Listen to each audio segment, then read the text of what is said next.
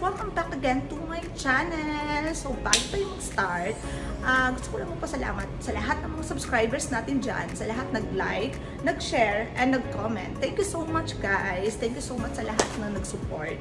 Okay, for today's video, nandito tayo sa range kung saan ay try natin yung TM22LR Deria, ang brand. So, ito yung 22LR. It's TM22 Deria made in Turkey. So, ito yung imported natin na baril.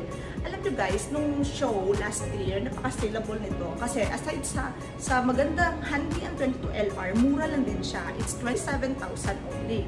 Yan.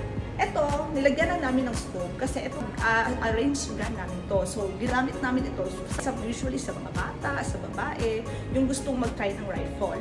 Yan. So, kami na yung naglagay nitong scope. Pwede naman kayo magbili ng scope. Marami naman guys sa aftermarket like other scope or red dot. Actually, meron kaming available dito na scope nito. It's Nico Sterling ang brand and it's 3,500 lang. Yan. So, yung ano niya guys, hindi siya retractable. Naka-fix talaga siya. Yung handle niya, tapos AR type, yung grip niya. And then, ang size niya is 18 inches. Actually, dalawang size nito eh. It's 20 inches and 18 inches. So, ang available nito is 18. Ang itong size na to is 18 inches. Yan, ganito siya kahaba.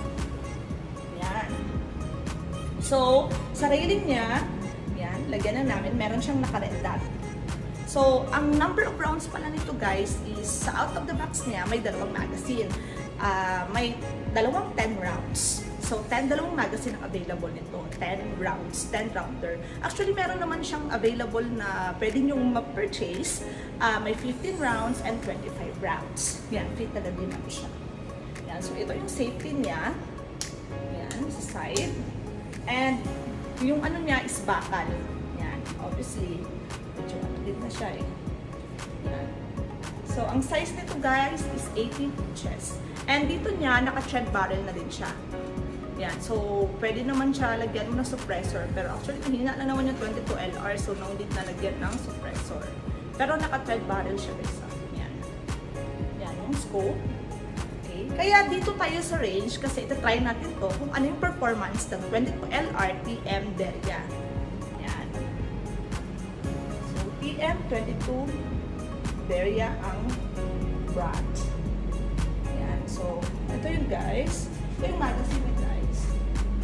Yan. Ito yung magazine niya. It's 10 rounds. So, ang out of the box niya, ito, sa ano niya, dalawang magazine. And of course, my user's manual. Okay?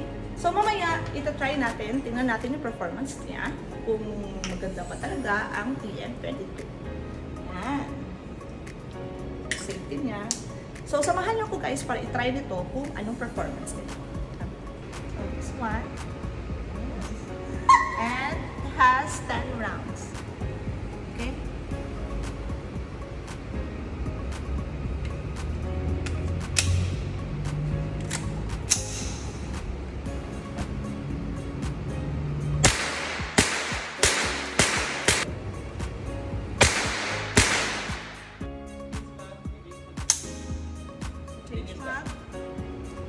And another one. And then this one. Another 10 rounds.